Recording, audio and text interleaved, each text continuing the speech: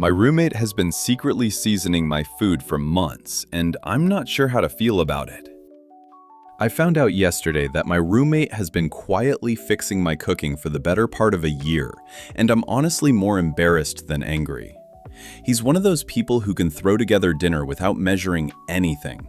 Meanwhile, I need a recipe open on my phone just to make grilled cheese without getting nervous. A few months ago, I started noticing that my food was actually getting pretty good. Pasta had more flavor, burgers weren't dry anymore, and even the frozen fries somehow tasted better. I figured I was finally getting the hang of cooking. Apparently, I was giving myself way too much credit. I got home early from work yesterday and walked into the kitchen while my dinner was still on the stove. My roommate was standing there sprinkling paprika into the pan like it was the most normal thing in the world. He looked at me, looked at the pan, and just said, "Well, this is awkward."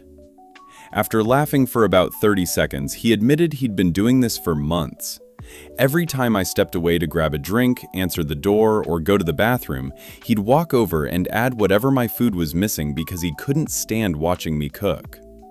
According to him, the first time he did it was when I made chili and somehow forgot salt.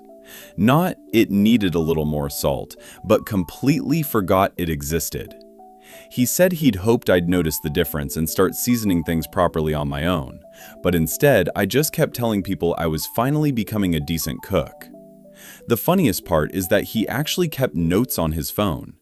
He has a folder called Flavor Crimes, and it's full of little updates like chicken rescued, pasta beyond saving, and too much cumin. Even I couldn't fix that one.